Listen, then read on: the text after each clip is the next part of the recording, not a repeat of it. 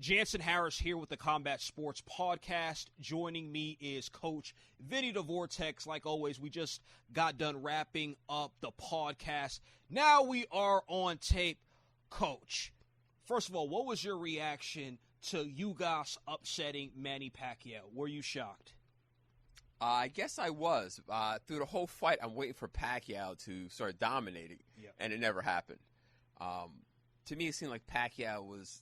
He did say he had a problem with his legs, but it just seemed like he probably had heavy legs.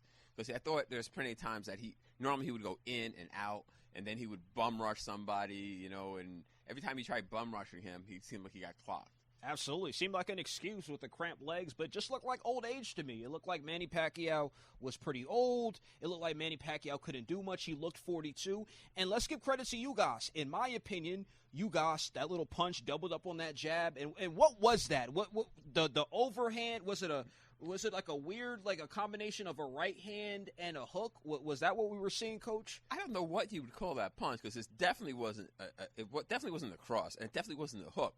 And it seemed like every time he threw it, Pacquiao couldn't catch it. He would throw it like behind the punch. He just couldn't.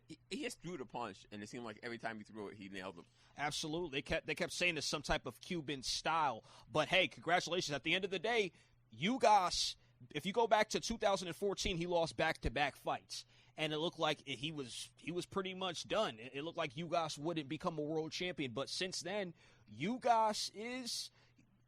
He's 12-1. I would say 13-0 because I think he defeated Sean Porter. And I know you don't feel that way about it, but let's look at the future for you guys. What is next for him? Okay, I would think that next. I wouldn't take the Spence fight if I was him. I would fight somebody more like Thurman. I think Spence would just eat him up. I think he could. Thurman would give him a good fight, and he might be able to do something with Thurman. But I would take the Thurman fight over the Spence fight. Speaking of Keith Thurman has fought 3 times since 2017. He's 32 years old. Coach, first of all, do you see Thurman coming back before the year ends? And do you see Thurman fighting a big fight, or do you think he'll have a warm-up fight, a light fight, and then 2022 he really have a big-time fight? I think he should come out and fight Ugas, because I think that'd be a fight that if he wins, people will be surprised. Oh, this long layoff and he's back. I think if he fought somebody else and he didn't look that well, I think it might kind of hurt his future. They might say that he shot, he had too much for a layoff. And look, he fought Sean Porter back in 2016. Sean Porter is a pretty active fighter. I think that's a 50-50 fight right there. If Keith Thurman comes back and he fights Sean Porter, to me, that's 50-50. I can't just sit here and say, well, Keith will get the win again. Even Danny Garcia, and I seen in the video, Danny Garcia was making fun of him. He was like, Keith Thurman, he still fights? When was the last time we seen him in the ring? It's just really the truth. But let's conclude with Manny Pacquiao, 42 years old. He said it's a 60-40 thing if he was going to retire or not. Do you think that's the last time we've seen Manny Pacquiao in the ring? No.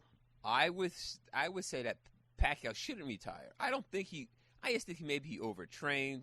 I don't think he did kind of look kind of slow, but I don't think it's old age. I think Pacquiao has something left. I think Pacquiao could still fight too, Coach. I do think he seemed a little overconfident, a lot of autographs, blowing off certain energy, a little jump shot. It seemed he really thought he would defeat Ugas. Maybe underestimated the little bit of layoff he had since Keith Thurman. And he looked so well against Keith Thurman. He's like, okay, yeah, bring on Ugas. And he slept on it. I think Ugas, he fought his heart out. Much credit to him. But I do think Manny Pacquiao might be closer to the shot area, but I think he should fight Garcia next. So Danny Garcia, Mikey Garcia, I think those would be huge fights. How do you feel about those? Yes, that's kind of funny because I was thinking that the best fight for him would be Danny Garcia. That'd be a good fight for Danny Garcia also. They both need that fight. Absolutely. I think it would be great. I want to see Manny Pacquiao go out in a winning way, Coach. But, yep. Thanks for joining us. Jansen Harris here with Coach Vinny the Vortex. We are presented by the Level 1 Game Room and Ya Socks.